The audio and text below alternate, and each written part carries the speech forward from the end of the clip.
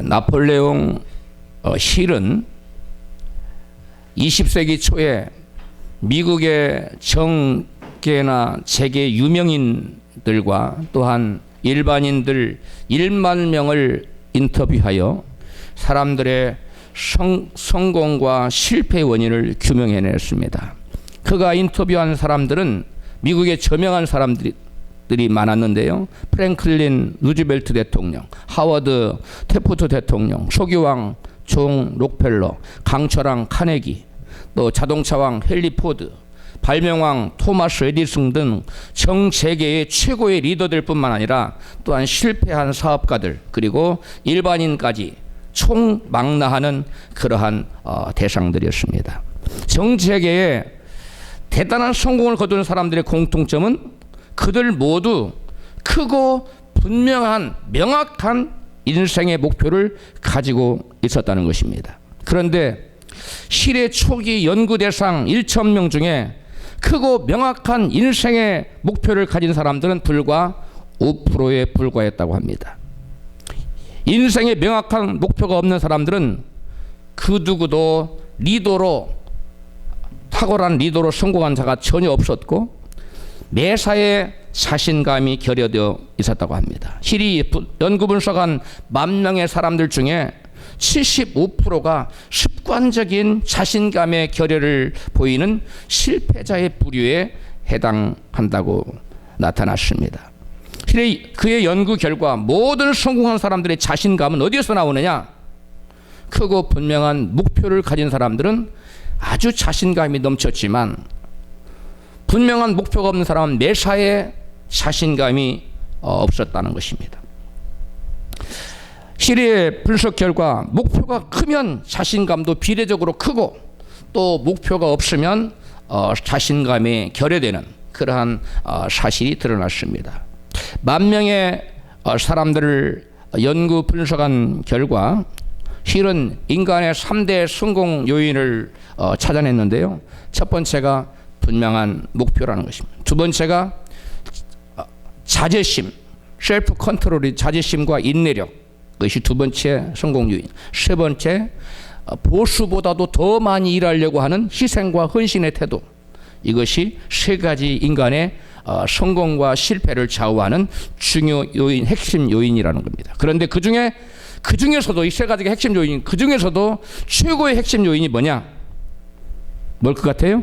인생의 명확한 목표라는 것입니다. 아무리 다른 것을 가지고 있어도 인생의 명확한 목표가 없는 사람은 크게 성공적인 인생을 살지 못하더라는 것입니다. 바다를 항해하는 배가 분명한 목적지가 없이 어디로 가야 되겠다는 분명한 목적지가 없이 계속 배가 앞으로만 전진해 나간다면 결국 그 배는 어떻게 될까요? 많은 사람들이 생각하기를 그러면 계속 앞으로 가면 결국 어딘가에는 어느 항구에인가 도착하겠지, 이렇게 사람들이 생각하는데 그것은 대단한 착각에 불과합니다. 그 배는 많은 사람들의 생각과 달리 그 어디에도 도착하지 못하고 바다 가운데서 이리저리 헤매고 표류하다가 결국은 바다에서 파손하고 맙니다. 이처럼 분명한 목표가 없는 인생도 그가 비록 피나는 노력을 할지라도 결국 어떤 것도 이루지 못하고 낭패하는 인생으로 끝이 나고 마는 것입니다. 명확한 목표가 없는 인생은 목적지를 가리키는 나침판 없는 망망대해를 항해하는 배와 다를 바가 없는 것입니다. 따라서 분명한 명확한 꿈이 없는 인생은 결국 나침판 없이 항해하는 배처럼 세상에서 이리저리 표류하다가 망하게 될 것입니다. 그래서 성경은 목표 없는 인생의 결국을 이같이 증거하고 있습니다. 본문 잠언서 29장 18절입니다. 제가 여러 성경을 찾아서 놨는데요. 같이 현대 성경부터 읽습니다. 꿈이 없는 백성은 망할 수밖에 없다. 하나님의 법을 지키는 이들은 얼마나 복되랴. 꿈이 없는 백성은 망한다고 현대 성경에 우리나라 성경에 기록이 나와 있고요. 웹스터스 바이블, 미국 웹스터스 바이블에는 Where there is no vision, the people perish. 역시 꿈이 없는 백성은 소멸돼 갈 것이다. 사멸한다, 망한다, 그렇게 돼 있어요. 그 다음에 한글 킹제임스 번역 시작. 환상이 없는 곳에서는 백성이 망하나 율법을 지키는 자는 행복하니라. 그 다음에 쉬운 한글 성경 시작. 계시가 없으면 백성이 제멋대로 날뛰지만 율법을 지키는 자는 복이 있다. 그 다음에 세번역 성경으로 계시가 없으면 백성은 방자에 지나 율법을 지키는 사람은 복을 받는다. 아멘. 여기에 나타난 우리나라 번역 성경에는 꿈, 환상, 계시, 묵시로 번역된 단어의 히브리 원어는 하존이라는 단어입니다. 하존. 근데 그 뜻은 환상, 이상, 비전 그런 뜻이에요. 꿈과 환상과 비전이 없는 사람은 방자 행한다고 했어요. 이 방자 행한다는 말이 무슨 말이냐? 절제 없는, 스스로 셀프 컨트롤이 없는, 그냥 되는 대로 살아, 물결 치는 대로 바람 부는 대로 살아가는 거예요. 하고 싶은 대로 막 사는 거예요. 쉽게 얘기해서. 막 사는 인생을 뭐라고 그러냐? 성경은 방자히 행한다고 그러는 거예요. 목표가 없는 사람은 뭐 오늘 놀아도 되지, 뭐 내일도 그 다음날 하지. 목표가 없으니까 그냥 바람 부는 대로 물결 치는 대로 그냥 인생을 막 사는 사람을 성경은 방자히 행한다고 그랬어요. 이렇게 방자히 규모 없이, 절제 없이, 자제력 없이, 셀프 컨트롤을 하지 않고 자제심 없이 그냥 되는 대로 살아가는 사람의 그 끝은 뭐라고요? 망한다는 겁니다.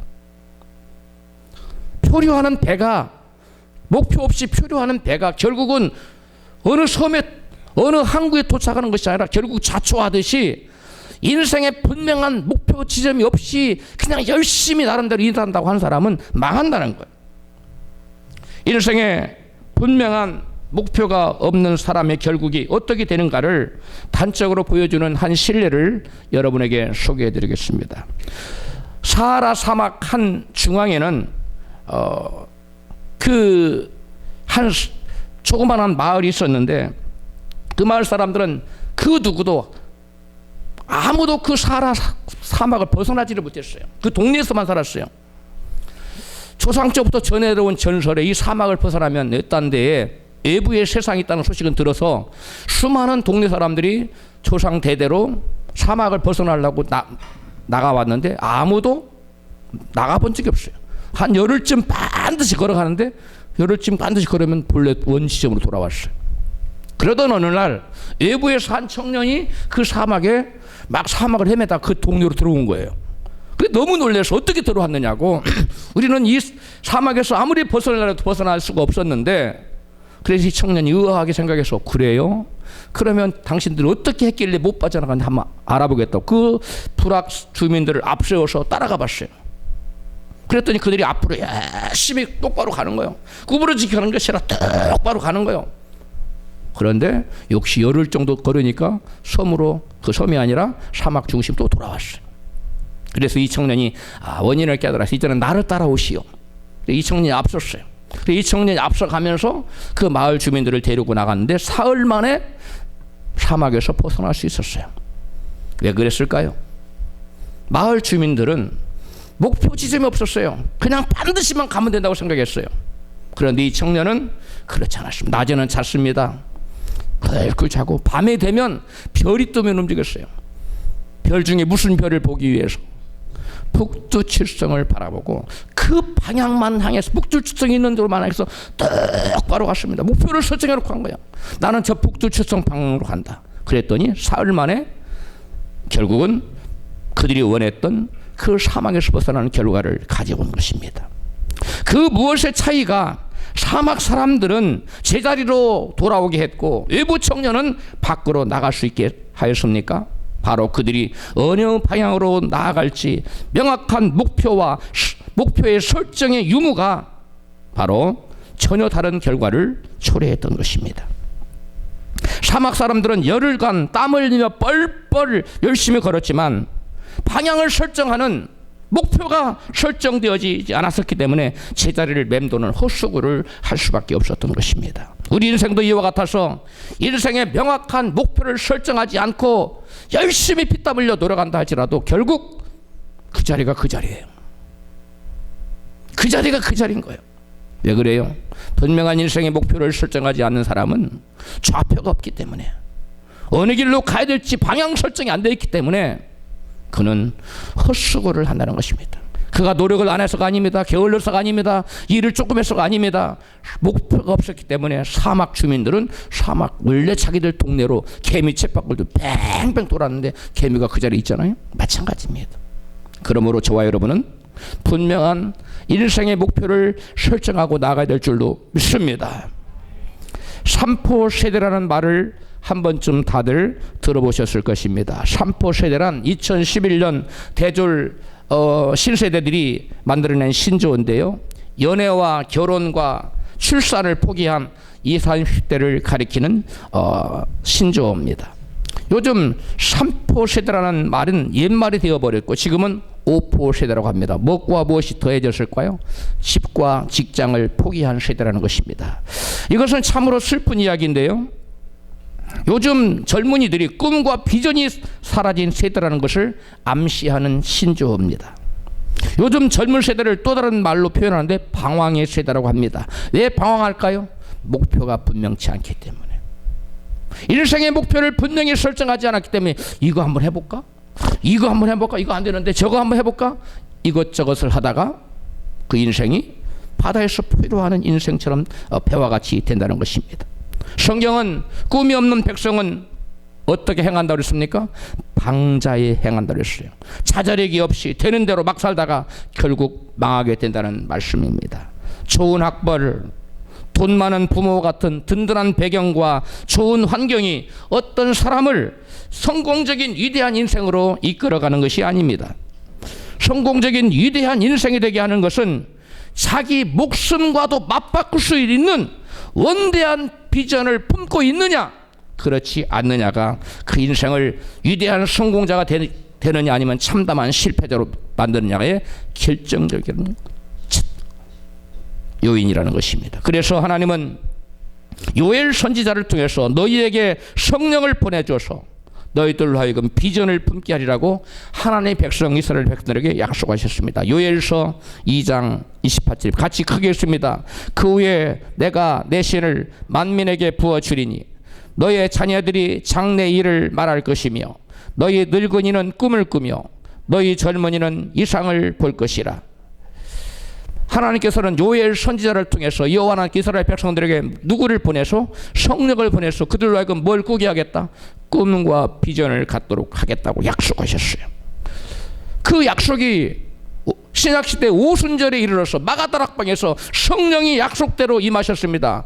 성령이 임한 것을 베드로는 바라보고 베드로가 뭐라고 했냐면 요엘로 약속하신 성령이 오신 것이라고 바로 이 얘기를 합니다. 사도행전 2장 17절입니다. 같이 읽습니다. 하나님이 가라사대 때 말세에 내가 내 영으로 모든 육체에게 부어주리니 너희의 자녀들은 예언할 것이요 너희 젊은이는 환상을 보고 너희의 늙은이들은 꿈을 꾸리라. 아멘. 하나님께서 이스라엘 백성들에게 약속하신 성령을 보내주신 것은 궁극적인 목적이 그들로 하여금 뭐하게 하시려고? 꿈을 꾸게 하려고 성령을 보내주신 것입니다. 그래서 오순절에 요엘로 약속하신 성령이 임하시자 베드로는 성령께서 오셔서 할 일을 뭐라고 증거합니까? 자녀들은 예언할 것이요 젊은이들은 환상을 볼 것이고 늙은이들은 꿈을 꾸게 하리라고 증언하고 있습니다. 예언은 무엇이고 환상은 무엇이고 꿈은 무엇입니까? 하나님의 백성들이 마땅히 가져야 될 하나님 나라의 비전이요 사명인 것입니다. 이게 바로 하나님께서 성령을 보내주신 목적이요 성령께서 당신의 자녀에게 부어주시기를 원하신 것이 바로 이 비전이에요. 환상이에요. 근데 그 비전이 어떤 비전이냐? 하나님의 나라에 대한 비전이에요. 하나님의 영광을 위한 비전이라는 것입니다. 하나님의 백성들은 꿈을 마땅히 가져야 되는 꿈이 없는 백성은 망하기 때문에 너희들은 꿈이 없어서 망하지 말고 꿈을 가지고 위대한 인생을 살게 하시려고 뭘 보내주셨어요? 성령을 보내주시고 성령 오셔서 그들로 하여금 뭘 하게 하셨어요? 꿈꾸게 하신 겁니다. 할렐루야. 여러분 성령을 받으셨습니까? 그렇다면 그 사람 안에는 꿈이 있어야 돼요. 나는 성령 받은 꿈이 없는데요? 이상한 겁니다. 성령이 오신 목적은 그들로 하여금 뭘 갖게 하는 거예요? 꿈꾸게 하는 거예요. 젊은이나 늙은이나 할 것 없이 전 세대에 걸쳐서 모든 믿는 자들로 하여금 꿈을 꾸게 하는 어떤 꿈? 하나님의 나라에 대한 비전을 꾸게 하는 것이 하나님께서 성령을 보내주신 목적이라는 사실입니다. 할렐루야. 하나님의 백성들은 나이가 많고 적음을 떠나서 모든 세대가 성령님으로부터 하나님 나라의 꿈과 비전을 받아야 한다는 것이에요. 젊은이는 꿈을 꾸고 나이가 많은 사람은 늙었으니까 꿈꾸지 말고 죽을 날만 기다리고 있으라는 것이 아니에요. 젊은이들은 환상을 보고 늙은이들조차도 뭘 꾸라? 꿈을 꾸라는 거예요. 누가 임하면? 성령이 임하시면. 성령이 임하소서. 아까 우리 간절히 찬양했는데 성령이 임하소서. 성령이 임하면 너희가 젊은이는 꿈을 꾸고 아비들은 꿈을 꾸고 젊은이들은 환상을 보고 비전을 보라고 아까 찬양했잖아요. 이게 성령이 기인한 거예요. 성령이 오시면 젊은이들은 환상을 봐요. 비전을 봐요. 늙은 나이 드신 분들은 꿈을 꾸게 돼 있어요. 나이 들었다고 꿈이 사라지는 것이 아니라 이제 내가 몇 년 후면 죽을까? 몇 년이나 더 살 수 이렇게 기다리라는 것이 아니에요. 오늘 본문에 갈렙은 꿈의 사람이었습니다. 하나님으로부터 비전을 받은 사람이었습니다. 이 갈렙은 하나님으로부터 무려 45년 전에 받은 비전을 가슴에 품고 모세를 통해 하나님 주신 그 비전을 여호수아에게 지금 말하고 있습니다. 그러면서 그 비전을 자기가 지금 성취하겠다고 하나님의 나라를 세우는 그 일에 내가 당당히 나가서 저 땅을 차지하겠다라고 지금 말하고 있습니다. 본문 여호수아서 14장 9절부터 같이 읽습니다. 갈렙이 여호수아에게 말하되 그날에 모세가 맹세하여 가로되 내가 나의 하나님 여호와를 온전히 쫓았은즉 내 발로 밟는 땅은 영영이 너와 내 자손의 기업이 되리라 하였나이다. 이제 보소서 오늘날 내가 85세로 돼 모세가 나를 보내던 날과 같이 오늘날 강건하니 나의 힘이 그때나 이제나 일반이라 싸움을 감당할 수 있사온즉 그날에 여호와께서 말씀하신 이 산지를 내게 주소서. 그날에 여호와께서 말씀하신 이 산지를 내게 주소서. 그날에 여호와께서 말씀하신 이 산지를 내게 주소서. 그날에 여호와께서 말씀하신 그것이 무엇이냐? 하나님 여호와께서 바로 모세를 입술을 통해서 갈렙에게 주신 비전이에요. 하나님 나라를 세우는 비전이란 말이에요. 그 비전을 지금 45년 동안 가슴에 품고 있던 갈렙이 이제 내가 그 비전의 땅, 하나님 주신 비전을 품고 하나님 주신 그 약속하신 땅을 내가 차지하겠노라고 지금 갈렙이 분연히 일어서고 있는 모습입니다. 당신도 그날에 들으셨거니와 그곳에는 아낙 사람이 있고 그 성읍들은 크고 견고할지라도 여호와께서 나와 함께 하시면 내가 필경 여호와의 말씀하신 대로 여호와께서 내게 비전을 주신 대로 그들을 쫓아내리이다. 할렐루야. 갈렙은 45년 전에 내가 밟는 땅을 내게 주리라는 모세를 통해 받은 하나님이 주신 비전을 지금 말하고 있습니다. 하나님으로부터 받은 비전을 지금 시인하고 있는 것입니다. 갈렙은 45년간 가슴에 품은 하나님 나라의 비전을 지금 상기시키며 그 땅을 밟을 수 있게 해달라고. 왜? 내가 그 땅을 밟으면 내가 밟는 땅은 다 뭐가 된다? 너의 기업이 된다고 약속했기 내가 그 땅을 지금 밟겠노라고. 근데 문제는 뭐냐면 그 땅에 누가 살고 있냐면 헤브론 땅인데 아낙 자손이 살고 있어요. 거인들이 살고 있어요. 성읍이 크고 견고해요. 난공불락의 성이에요. 그래서 이스라엘 백성들 중에 그 누구도 그 성은 줘도 나는 못한다고. 모든 사람이 기피하고 모든 사람들이 그 땅을 차지하기를 주저하는 아무도 모세가 행여 나보고 그 땅 차지하라고 하지 않을까? 여호수아가 모두 다 꺼려하던 땅이었습니다. 거인 아낙 자손이 살고 있어서 이스라엘 백성들을 간담을 높게 했던 우리는 아낙 자손을 보니까 그들을 보니까 우리는 스스로 보기에 메뚜기 같아 한 족속이 든 이 아낙 자손이에요. 그들은 키가 3m가 넘었어요. 엄청난 거인이었습니다. 이스라엘 백성 그 당시 키가 150cm 정도 됐다고 그래요. 배 차이는. 여러분보다 키가 배가 적은 사람은 하고 여러분 상대가 됩니까? 안 되잖아요. 그런 엄청난 아낙 자손이 살고 있는 거인들이 살고 있고 성읍이 크고 견고해요. 그래서 이스라엘 백성 중에 아무도 차지할 수 없다고 모두 포기한 그 헤브론 산지를 내게 달라고 지금 요구하고 있는 것입니다. 바로 그 땅을 차지하겠다고 85세의 고령의, 오늘날로 말하면 고령의 갈렙이 분연히 나선 것입니다. 마음에 하나님 나라에 대한 비전을 품고 있었기 때문에 가능했던 것입니다. 그 땅을 이스라엘 백성 중 누군가가 차지하지 않는다면 그 땅을 이스라엘로 차지하고 하겠다는 하나님의 비전이 성취될 수가 없었던 것입니다. 그래서 갈렙은 내가 밟는 땅을 내게 주겠다는 하나님 나라의 비전을 가슴에 품고 지금 85세에 갈렙이 일어나서 내가 바로 그 땅을 발로 밟겠다고, 내가 발로 밟으면 하나님 그 땅을 내게 주겠다고 약속하셨기, 내게 그런 비전이 있었기 때문에, 하나님의 비전이 있기 때문에 내가 그 땅에 가서 발로 밟겠다고 나가고 있는 것입니다. 오늘날 이 말씀은 이와 같습니다. 하나님께서 이스라엘 땅을, 가나안 땅을, 이스라엘 이 땅을 내가 너희들에게 주노라. 기업으로 너희는 거기에 가서 하나님 나라를 세우거라. 말씀으로 통치하고 하나님 다스리는 여호와의 왕국을 만들어라. 이스라엘 백성들은 그래서 가나안으로 간 거예요. 오늘날 저와 여러분 어떻습니까? 이 세상에, 이 지구라는 세상에 저와 여러분을 보내주셨어. 너희는 이 세상에 나의 말씀을 가지고 가서 이 지구상의 모든 사람에게 말씀을 전파하여 그들 안에 있는 가나안 7족 속 불신앙의 사단의 세력들을 다 내쫓고 그들로 하여금 다 예수를 믿게 하여 이 땅에 하나님의 왕국을 건설하라. 할렐루야. 우리 모두는 이러한 비전을 받은 자입니다. 할렐루야. 그러므로 저와 여러분은 여호수아에게 담대히 나가서 이 사지를 내게 달라고 요구했던 이 갈렙처럼 우리도 하나님, 내가 이 세상에 선교사로 내가 나가겠습니다. 가서 아시아의 모든 나라들 수많은 영혼들에게 복음을 전하겠습니다. 아니면 저 아프리카에, 아니면 저 중동에, 이렇게 내가 복음을 증거. 하나님, 아니에요. 저는 돈 버는 재주가 있으니까 저는 사업을 해서 100명이고 200명이고 선교사를 파송하겠습니다. 이러한 갈렙과 같은 분연이 일어서서 하나님께 내게 주신 비전을 내가 감당하고자 하는 그러한 결단이, 그러한 사명감과 비전이 저와 여러분에게 있어야 될 줄로 믿습니다. 마침내 그러한 비전을 가지고 일어난 갈렙에게 어떤 역사가 나타났습니까? 하나님의 비전의 사람 갈렙이 그 누구도 넘보지 못했던 난공불락의 땅 헤브론 산지를 마침내는 정복하여 거기에 하나님의 왕국을 세웠습니다. 할렐루야.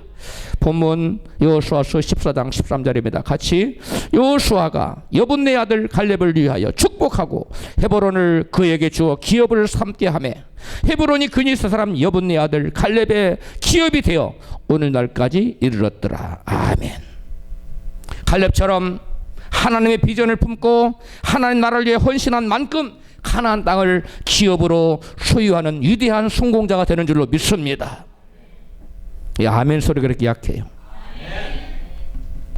나이나 학력이나 배경과 같은 조건이 어떤 사람을 위대한 승리자로 또는 참담한 실패자로 나누는 것이 아닙니다. 성령께서 주신 하나님의 나라 비전을 가슴에 품고 있느냐, 하나님의 비전이 내게 없느냐가 승리자 또는 패배자로 분명하게 갈라놓는 결정적인 원인이라는 것입니다. 독일 태성의 미국의 교육가에 있던 사무엘 울만이라는 사람은 76세에 그 나이 76세의 청춘이라는 시를 썼습니다. 그는 70세까지 교육 사업에 종사하다가 70세부터 80세까지 살았는데 시를 썼다고 그래요. 근데 76세에 아주 유명한 시를 썼는데 청춘이라는 시를 썼어요. 다음과 같은 시입니다. 근데 그 시를 80세에 그의 생일날 발표하고 그 80세 해에 소천했는데요. 같이 제가 읽어드립니다. 청춘이란 인생의 어떤 한 시기가 아니라 마음가짐을 뜻하나니 장밋빛 볼, 붉은 입술, 부드러운 무릎이 아니라 풍부한 상상력과 왕성한 감수성과 의지력, 그리고 인생의 깊은 샘에 솟아나는 신선함을 뜻하나니 청춘이란 두려움을 물리치는 용기, 안이함을 뿌리치는 모험심, 그 탁월한 정신력을 뜻하나니 때로는 20살 청년보다 60살 노인이 더 청춘일 수 있다네. 누구나 세월만으로 늙어가지 않고 이상을 잃어버릴 때 늙어가나니 꿈을 잃을 때, 비전을 잃어갈 때 그 인생이 늙어간다는 거예요. 중략하고 마지막 부분, 영감이 끊기고 정신이 비관의 눈에 덮이고 비탄의 얼음 위에 갇힐 때 그대는 20살이라도 늙은이가 된다네.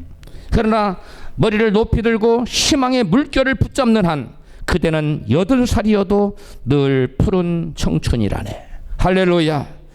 그는 이 누가 청춘이라는 질문에 나이나 그에 따른 몸의 상태가 아닌 꿈이 있느냐 없느냐에 따라서 청춘인가 아닌가가 결정된다고 대답하고 있습니다. 울만은 나이가 적어도 이미 늙어버린 노인일 수 있고 나이가 많아도 아직 젊디 젊은 청춘일 수가 있다고 슬퍼하고 있어요. 그는 80세에 발표한 그의 시집 요약본에 청춘이라는 시의 핵심을 이렇게 정리하고 있습니다. 나이를 더해가는 것만으로 사람은 늙지 않는다. 이상을 잃어버릴 때 비로소 늙는다. 꿈을 잃어버릴 때 늙는다는 거예요. 세월은 피부에 주름살을 늘려가지만 열정을 잃으면 영원히 시든다. 우리는 가지고 있는 믿음만큼 젊고 의심만큼 늙는다. 자신감만큼 젊고 두려움만큼 늙는다. 꿈꾸는 만큼 젊고 실망한 만큼 늙는다. 할렐루야. 꿈을 잃으면 모든 것을 잃는다고 이 시인은 아름다운 미사려구를 동원해서 시를 썼어요. 대단한 시입니다. 메가더 장군이 1차 대전 때 이 전쟁에 패배해서 퇴보한 다음에 울적한 상황 친구가 보내준 시가 이 시였다고 그래요. 이 시는 그때까지 알려지지 않았어요. 묻혀 있었어요. 누구도 모르던 시였어요. 근데 메가더가 이 시를 보고, 그 당시 메가더가 나이가 많았는데 큰 용기를 얻었어요. 사무실에 걷어놓고 매일 이 시를 읽었어요. 이것이 사람들에게 알려져서 나중에는 이 시가 전 세계적으로 확산됐고, 사무엘 울만이라는 사람이 대단한 시인으로 이름을 날리게 되었습니다. 꿈이 있어야 앞으로 나아갈 열정이 생기고 자신감이 있으며, 그런 사람들만이 나이와 상관없이 청춘이라는 것입니다. 꿈과 비전을 가슴에 품은 사람은 눈빛이 다르고 벌써 언어가 다르고 걸음걸이가 다른 진정한 청춘이라는 것입니다. 그런 의미에서 갈렙은 비록 그 나이가 85세의 고령이었지만 그의 가슴에 하나님 나라의 비전을 품고 있었기에 진정한 청춘이었던 것입니다. 그래서 성경은 말세에 성령을 보내셔서 신자들로 하여금 늙은이나 젊은이나 모두 비전을 품게 할 것이라고 증거합니다. 그런데 우리가 간과해서는 안 될 것은, 하나님의 성령께서 오셔 주시는 꿈은 나 자신의 영달을 위하여 가지는 꿈이 아니라 하나님 나라를 세우는 꿈과 비전이라는 것입니다. 하나님은 성령을 보내셔서 꿈과 비전을 주실 것을 약속하셨는데, 예수님은 성령이 임하시면 예수 그리스도의 증인이 될 것을 말씀하십니다. 사도행전 1장 8절입니다. 오직 성령이 너희에게 임하시면 너희가 권능을 받고 예루살렘과 온 유대와 사마리아와 땅까지 이르러 내 증인이 되리라 하시니라. 아멘. 예수 그리스도의 증인이 된다는 것은 곧 하나님 나라를 이 땅에 건설하기 위한 일꾼이 된다는 것입니다. 하나님의 성령께서 보여주시는 꿈과 비전은 세상적인 성공을 통한 개인의 이기심을 충족시키라고 주시는 것이 아닙니다. 하나님께 쓰임받은 위대한 사람들은 하나같이 자신의 개인적 욕망을 위한 비전이 아니라 하나님의 비전을 소유했고 그 비전을 이룬 사람들입니다. 아브라함, 요셉, 모세, 여호수아, 갈렙, 다윗, 바울 같은 사람들은 모두 하나님의 비전을 위해 헌신한 사람들입니다. 하나님께서는 각 사람에게 그 무엇을 주시기 전에 먼저 하나님 나라의 비전을 품게 하셨습니다. 하나님께서 아브라함에게 땅을 주실 때 먼저 창세기 13장 14절에 너는 눈을 들어 너 있는 곳에서 동서남북을 바라보라. 보이는 땅을 너와 내 자손에게 주니 영원히 이르라 말했어. 네가 보는 땅, 네가 꿈꾸는 땅, 네가 비전을 가지고 바라보는 그 땅을 주겠다고 약속하셨어요. 그런데 하나님께서 아브라함에게 주신 가나안 땅에 대한 비전은 그 땅의 장차 하나님이 왕으로 통치하시는 하나님의 나라의 영토에 대한 하나님의 비전이었던 것입니다. 하나님께서 아브라함에게 땅을 주실 때 너 땅 많이 차지하거라, 그게 아니라 아브라함을 통하여 그곳에 가나안 땅에 하나님의 왕국, 하나님 나라가 펼쳐진 하나님의 영토에 대한 하나님의 비전이었다는 것이. 하나님께 또한 아브라함에게 자녀를 주실 때도 먼저 밤하늘의 무별처럼 많은 자손에 대한 비전을 품고 바라보게 하셨습니다. 창세기 15장 5절입니다. 그를 이끌고 밖으로 나가 가라사대 하늘을 우러러 무별을 셀 수 있나 보라. 또 그에게 이르시되 내 자손이 이와 같으리라. 아멘. 자손을 주실 때도 하나님께서 먼저 꿈을 주셨어요. 밤하늘 무별을 바라보고 너의 자손 저와 같이 많아진다. 그러니까 그것은 기대해라, 꿈꾸거라, 바라보거라, 이렇게 꿈을 주셨어요. 이 역시 아브라함에게 자손이라는 꿈을 주실 때도 그 자손이 너는 많은 가정을 거드리고 자손을 그려서 그 당시 자손은 복이었거든요. 복 있는 사람이 되거라, 그런 의미보다도, 그런 의미도 없잖아 있지만은 그의 후손들이 장차 이스라엘이라는 큰 민족을 이루어서 하나님의 왕국 백성이 될 것이라는 거예요. 즉 아브라함을 통한 후손들이 이스라엘의 큰 민족을 이루는, 수많은 백성의 때를 이루는 그러한 민족에 대한, 하나님 나라 백성에 대한 하나님의 비전이었다는 거예요. 깨달으셨으면 아멘 하십시다. 또한 요셉을 하나님께서 총리로 삼기 전에 하나님께서 요셉에게 꿈을 2번 겹쳐 부여해서, 요셉이 꿈을 들은 형제들이 그래, 네가 우리들의 왕이 되겠느냐 말했죠. 요셉이 이게 왕 되는 꿈이구나. 요셉은 그때부터 걸음걸이가 달라졌어요. 눈빛이 달라졌어요. 말이 달라졌어요. 그런데 요셉에게 주신 꿈은 단지 요셉 너는 왕 될 거야, 왕 돼서도 잘 먹고 잘 살아라는 것이 아니라, 이 요셉을 통해서 이스라엘 백성들을 애굽으로 인도하여 그 애굽에서 이스라엘 백성들이 큰 민족의 정체성을 잃지 않고 가나안에 뒀다가는 이스라엘 민족이 가나안에 그러한 그 우상 숭배나 이 잡신 숭배나 이 가나안의 이 세속 문화에 완전히 동화돼서 민족이 정체성이 상실돼 버리고 민족이 없어질 것을 우려해서 하나님께서는 그 백성을 아주 독특한 곳에 보내서, 애굽에 보내서 그들이 민족의 그 정체성을 유지하고, 정체성을 유지할 뿐만 아니라 이스라엘 백성들의 수가 핍박을 받을수록 더 수가 번성해서 이스라엘 민족이 거기에서 200만 이상으로, 70명이 들어갔는데 400년 동안 200만 이상으로 그 민족이 때를 이룰 수 있도록 하나님께서 요셉에게 이와 같은 민족의 정체성을 이루기 위한 하나님의 비전을 주셨던 것입니다. 또한 하나님께서 다윗을 왕 삼기 전에 그에게 왕의 기름을 먼저 부어줍니다. 그리고 왕이 될 것을 장차 꿈꾸고 바라보게 하셨어요.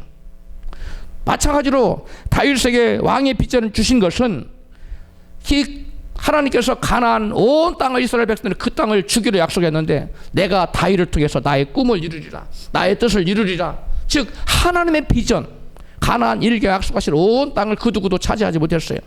갈렙 때도 차지하지 못했고 수많은 사사들이 일어났지만 그 땅을 온전히 차지하지 못했습니다. 그런데 이스라엘 백성 중에 하나님께서 나의 마음이 아픈 사람 다윗을 일으켜서 그 약속하신 온 땅을 차지하게 하십니다. 그래서 하나님께서 다윗에게 너는 그 땅을 차지하라는, 왕이 될 수 이스라엘 나라를 온전히 회복하라는 하나님 비전을 다윗에게 심어준 겁니다. 그러므로 저와 여러분이 하나님께 위대한 쓰임받는 사람이 되려면 나의 개인적인 욕망을 이루게 한 비전이 아니라 하나님의 비전을 붙들어야 될 줄로 믿습니다. 하나님의 비전을 하나님과 내가 공유해야만 그 사람이 위대한 일꾼이 되는 거예요. 모세가 그랬고, 여호수아가 그랬고, 오늘 갈렙이 그랬고, 또 다윗이 그랬고, 이 모든 사람들이 하나같이 자기 개인적인 일신상의 비전이 아니라 하나님의 뜻을 이루기 위한 하나님의 비전을 하나님과 내가 공유했을 때 그 사람에게 하나님의 폭발적인 능력이 임해서 하나님의 놀라운 기적적인 역사들이 일어나서 위대한 인생이 됐다는 것입니다. 할렐루야. 별 볼 일 없는 사람들, 목동이 얼마나 뭐가 별 볼 일 있어요? 응? 특별한 게 없잖아요. 근데 그 목동을 끌어다가 하나님이 별 볼 일 없는 목동을 끌어다가 위대한 인생이 되게 한 것은 바로 그가 위대한 인생이 되게 하려고 하나님께서 그에게 기름을 붓고 하나님 나라에 대한 비전을 갖게, 너는 이스라엘 나라를 다스려라, 너는 이스라엘 나라를 내가 약속한 땅을 다 차지하거라. 우리 모두 이와 같은 하나님 비전을 하나님과 함께 공유하는 저와 여러분 되시기를 주의 이름으로 축원합니다.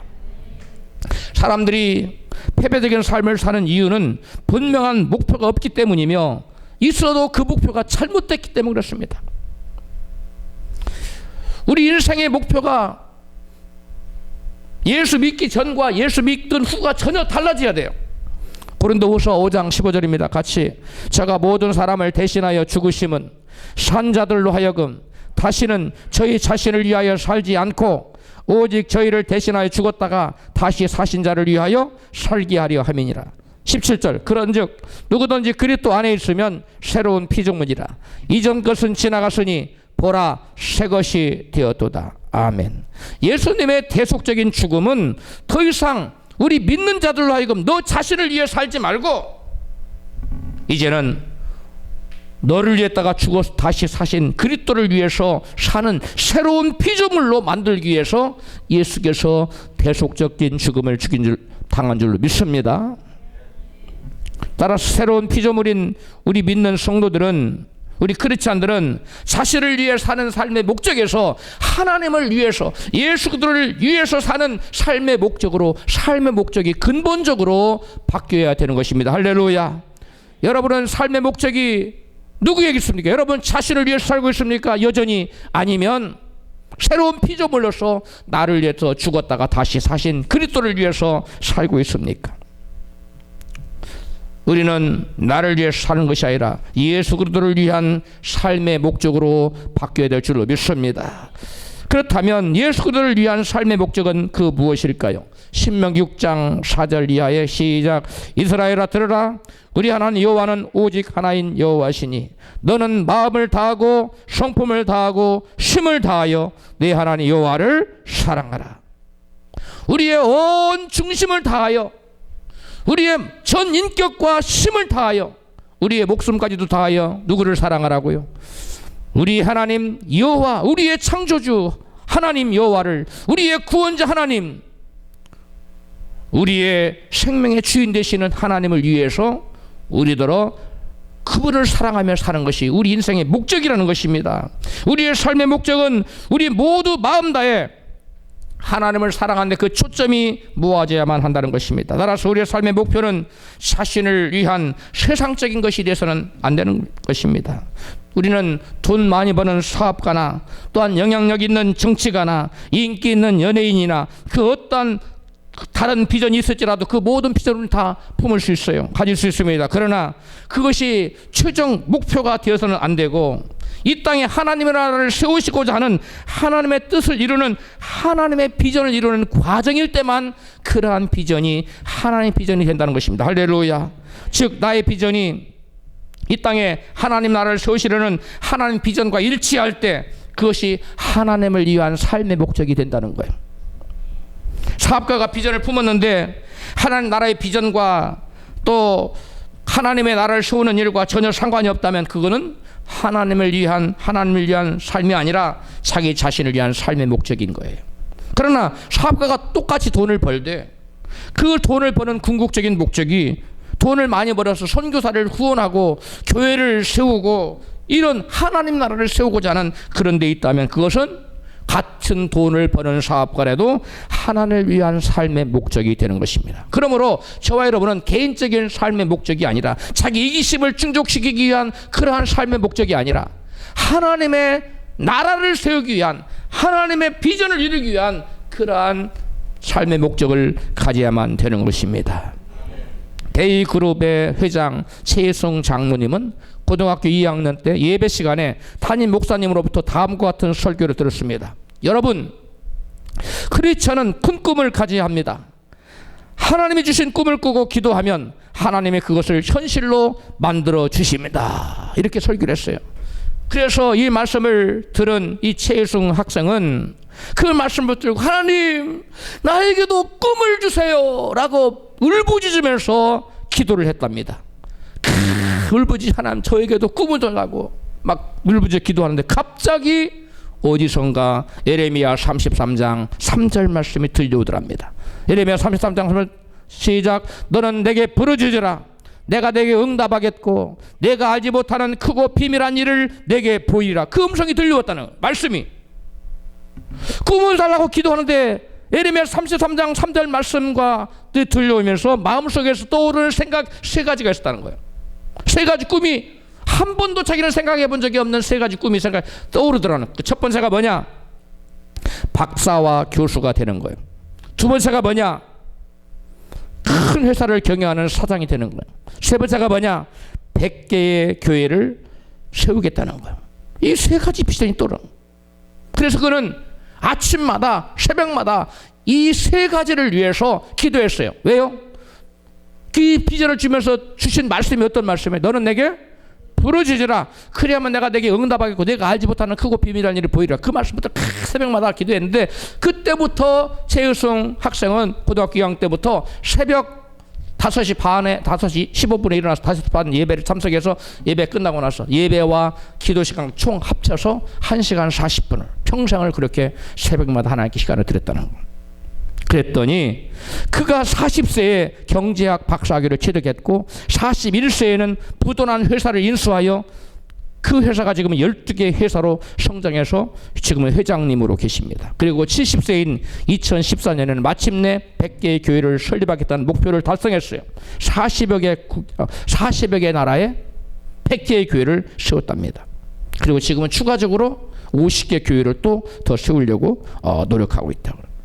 그의 비전은 이 땅에 100개의 교회를 세우는 하나님의 비전을 이루는 것이 그의 비전이었어.